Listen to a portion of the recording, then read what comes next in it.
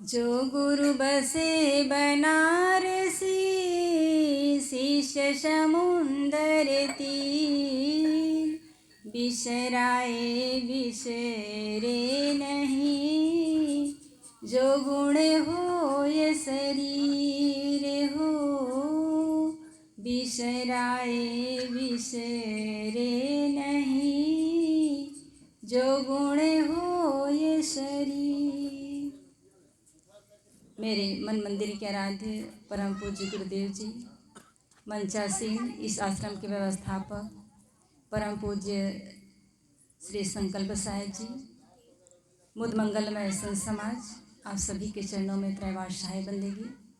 सम्मानीय भक्त सज्जनों, शक्ति भक्ति के स्रोत माता बहनों एवं प्यारे प्यारे बच्चों, आप सभी के हृदय में विराजमान परम तत्व को मेरा सत सत नमन। मेरे लिए भी आज्ञा हुई है, आइए कुछ देर आप सभी के बीच निवेदन प्रस्तुत है। अभी हम साहब जी से बहुत ही सुंदर विचार श्रवण कर रहे थे कि जीव अपने साथ 5 चीज़ें लेकर के आता है। बहुत सुंदर ढंग से और बहुत विस्तार से बताई। हम सबको समझना है इस बात को।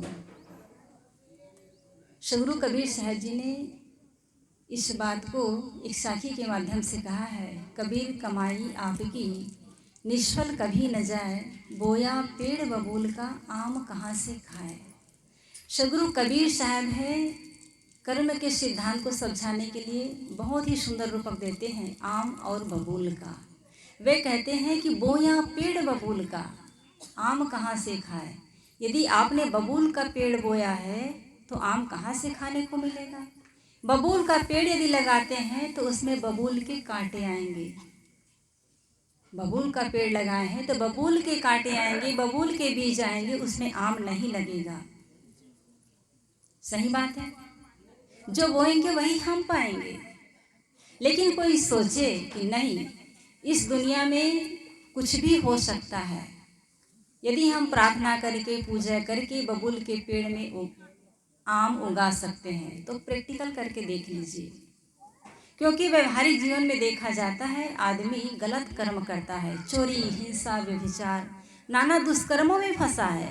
लेकिन भगवान के पास जाकर के वो सोने का मुकुट चढ़ा देता है, लड्डू चढ़ा देता है, उससे भोग मोक्ष मांगता है और ये समझता है कि भगवान हमारे गलत कर्मों को माफ़ कर देगा।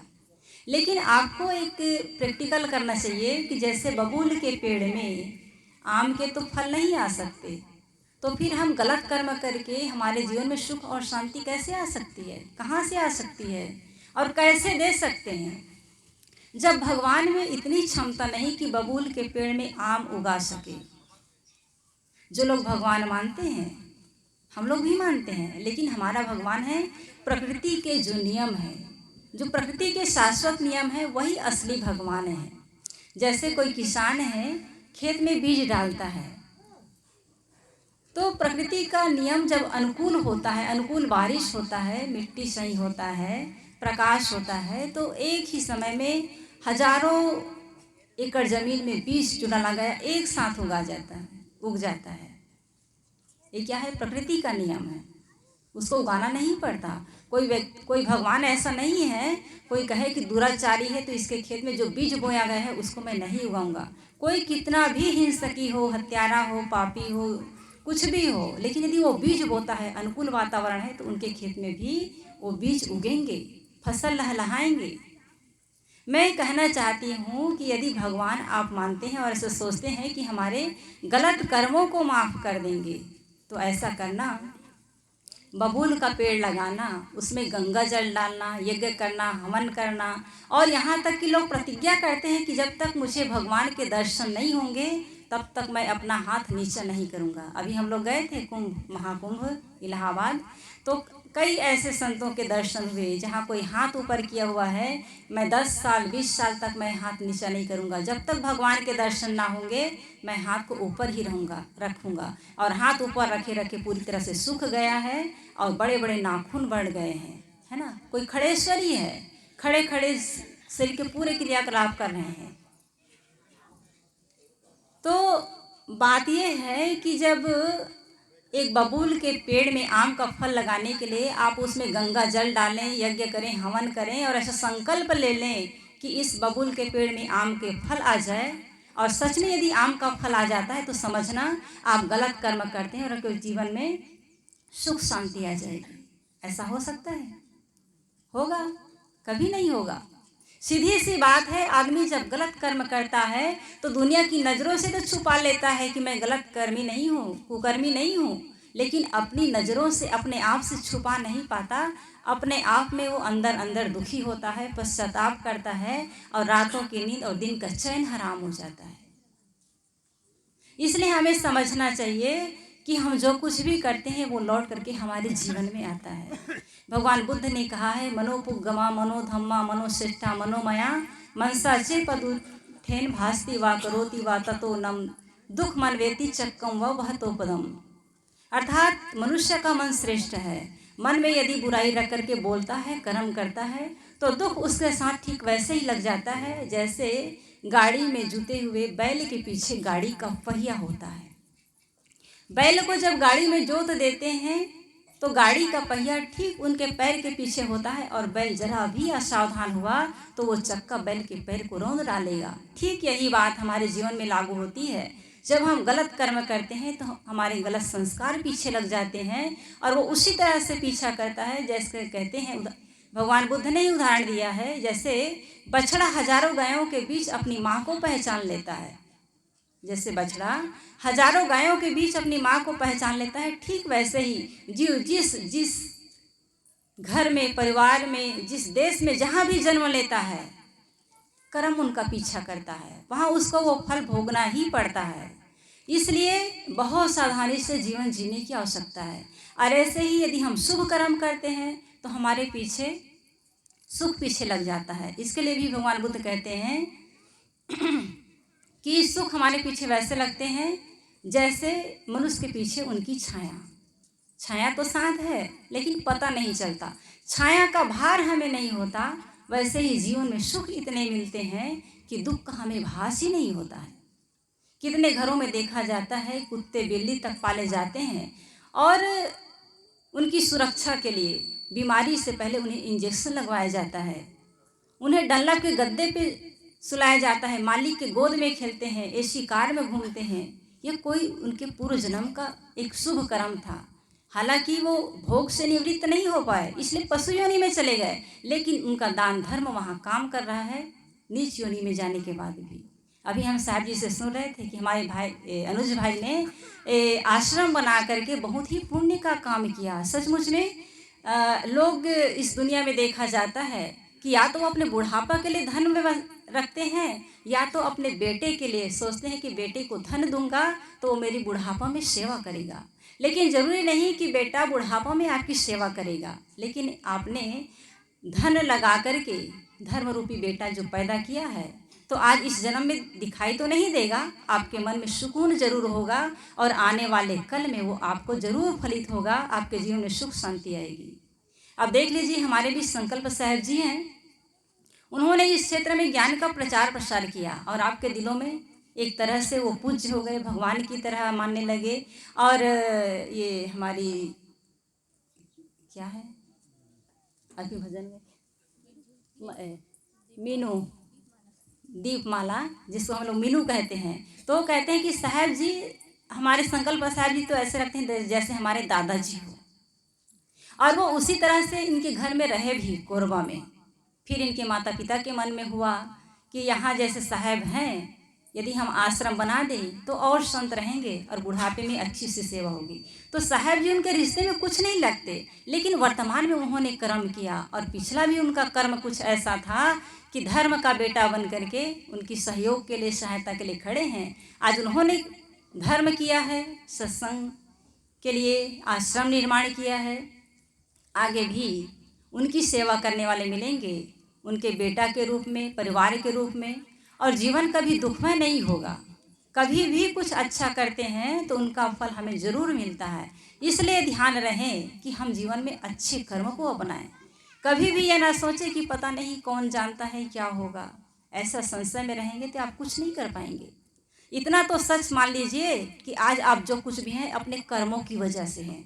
आज हम सुखी हैं, दुखी हैं, रोगी हैं, निरोगी हैं, हानि लाभ जो भी महसूस करते हैं, जो भी जीवन में आ रहा है, उन कर्मों के परिणाम वो कहाँ से आ रहा है? हमारे अपने ही कर्मों से। जिस विशाल भूखंड पर आप बैठे हैं उसमें घास फूस के इतने बीज दबे पड़े हैं कि वो साधारण आंखों से दिखाई नहीं देंगे, लेकिन बारिश का मौसम जब आता है तो पूरा भूमंडल हरा भरा हो जाता है, घास पत्तियों से आच्छादित हो जाता है। आखिर वो कहाँ से आया? लोगों से पूछा जाए कि वो कहाँ से आया, किसने पैदा किया, तो कुछ लोग कहते हैं कि इसे भगवान उगा रहा है, और कुछ लोग कहते हैं कि साहब इसमें जो बीज दबे पड़े थे वही आ रहे हैं। यही बात हमारे जीवन में घटित होता है। हमने पिछले जन्मों में कौन सा कर्म किया है, क्या किया है, कोई नहीं जानते हैं।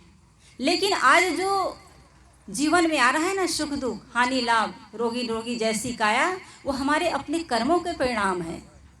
एक व्यक्ति जब जंजीर में बंध करके सामने से गुजरता है, एक अपराधी को पकड़कर जब पुलिस वाला ले जाता है, तो हम समझते हैं कि इन्होंने कोई ना कोई अपराध किया है, इसलिए जंजीर में बंधा हुआ है। ठीक ऐसे ही हमारे जीवन में जो दुख है, जो परिणाम है, वो इस बात का संकेत करता है कि हमने कभी न कभी गलत कर्म किया था। इसलिए हमको चाहिए कि कोई ऐसा गलत कर्म ना करें, दुनिया को हम धोखा देने के चक्कर में ना रहें। और लोग आज यही करते हैं, जैसे तैसे कर्म करते हैं, लेकिन सोचते हैं कि लोगों की नज़रों में मैं ऊंचा बना रहा हूँ। कब तक ऊंचा बना रहेंगे? कब तक अच्छा कहलाएंगे? कभी न कभी आपकी पोल पट्टी खुलेगी, और ना भी खुले तो भी आपको उनका दंड भोगना पड़ेगा। आज व्यवहारिक जगत में देखा जाता है कि आदमी कैमरा को धोखा देने में मशहूर हो गया है। वो कैसे?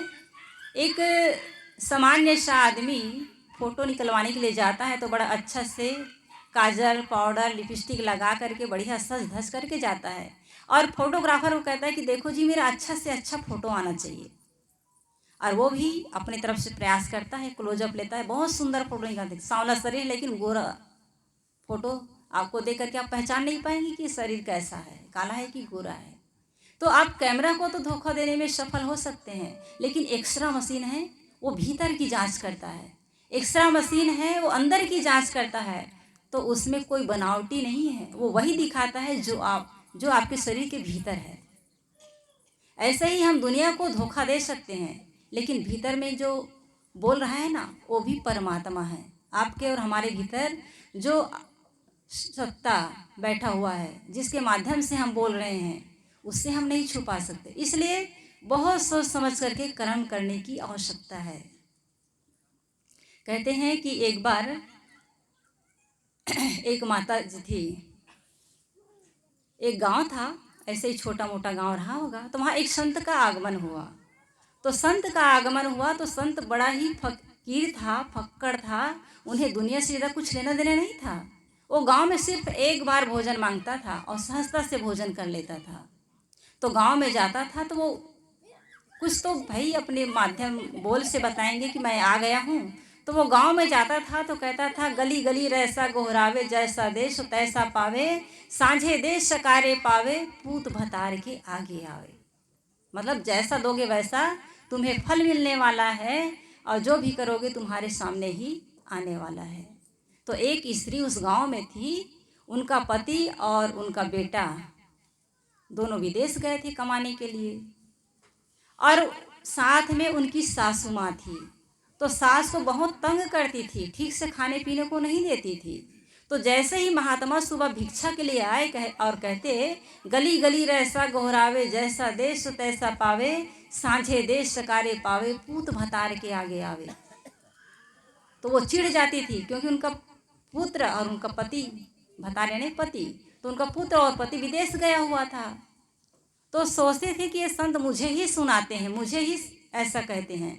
तो उसके मन में हुआ कि मैं इसे जहर दे करके मार डालूं। तो संत उतना ही लेता था जितना वो खा पाता था, लेकिन संयोग ऐसा कि एक घर से आधी रोटी मिली, और उस महिला जो सोच रही थी कि इस संत को तो मार ही देना चाहिए, तो उन्होंने एक रोटी बना करके लाई छोटा सा, और उसमें जहर मिला दी थी और संत को दे दी। संत को क्या पता क्या है इसमें, वो सहज भाव से अपने घर को चले गए, जहाँ उनका निवास है एक पेड़ के नीचे, वहाँ चले गए। जब वहाँ पहुँचे आश्रम में, तो आधी रोटी ही खा पाया, स्वास्थ्य कुछ गड़बड़ हो गया। तो सोचा कि इसको मैं रख देता हूँ।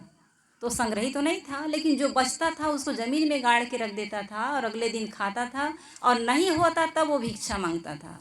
तो उस रोटी को कुछ कपड़े में कर करके लपेट करके ज़मीन के अंदर गाड़ दिए। संयोग ऐसा कि उसी दिन जो महिला रोटी में जहर मिला करके दी थी, उनका पति और उनका पुत्र रात्रि के 12 बजे लौटे। देखे कि 12 बज गए हैं, अब गांव के अंदर जाना ठीक नहीं है। तो बाहर में एक महात्मा जी पेड़ के नीचे आराम कर रहे हैं, गर्मी का दिन भी था, सहजता से वहाँ रुक गए। तो वो कहने लगे कि महात्मा जी आप तो फकीर हैं, आपके पास कुछ नहीं होगा, लेकिन हमें बहुत भूख लगी है। संत ने कहा ऐसी बात नहीं है, संयोग ऐसा था कि आज मेरे पास एक रोटी है, उसको मैं धरती में गड़ा के रखा हूँ। फिर निकाल करके दोनों बाप बेटे को आधा आधा दिए, और जैसे ही दिए खाए और सो गए, और सोए तो सुबह उठे नहीं। उनके नाड़ी की जांच की गई तो पता चला कि दोनों दुनिया से विदा हो गए हैं। अब वो महात्मा गांव में जा कर के हल्ला किए कि देखो भाई, किसी का पति और पुत्र विदेश गया था, वो रात को 12 बजे मेरे पास लौटे हैं और खा करके सोए तो अभी तक उठे नहीं। जा करके चल करके देखिए, आप लोग जा करके देखें तो वो उसी स्त्री का पति था जिन्होंने महात्मा को मारने के लिए जहर दिया था। तो कहने का मतलब है कि हम जो भी देते हैं वो लौट करके हमारे जीवन में आता है। तो वो स्त्री बहुत रोती थी, काश मैं महात्मा को मारने के बारे में ना सोची होती, काश मैं उससे जहर मिला हुआ रोटी ना दी होती, तो मेरा पति और पुत्र मुझे सलामत मिलता, लेकिन मैंने ही गलती कर डाली। तो ऐसा गलती हम किसी को नहीं करना चाहिए। भले ही हम जहर मिला के किसी को ना देते हों, लेकिन वाणी से हम कटु वाणी जो बोलते हैं वो भी जहर से कम नहीं है। जैसे बेटा है, बाप को लाठी तो नहीं मारता, घर से बाहर तो नहीं निकालता, लेकिन यदि वो कटु कटु कहता है, उसका जीना दूभर करता है, तो भी लाठी मारने से कोई कम नहीं है। इसलिए बहुत सावधानी पूर्वक जीवन जीना चाहिए, और हमारा जो जीवन खड़ा है ना, उसी का परिणाम है। हम जैसे भी हैं उसी का परिणाम है। इसलिए सोच समझ करके जीवन जिए। आगे आज हम क्या चाहते हैं अपने लिए? हम सोचते हैं कि लोग हमारा सम्मान करें, लोग हमें पूजे, हमारा आदर करें, हमारी बात माने, हमें सुने, हमारे पास धन हो, पैसा हो, पद प्रतिष्ठा हो। लेकिन ये आएगा कहाँ से? हमारी अपनी ही कमाई से।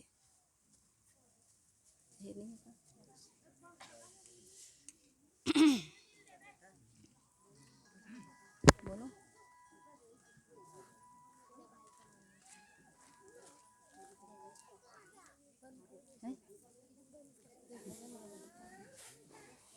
ये तो नहीं है जनरेटर, लाइव जनरेटर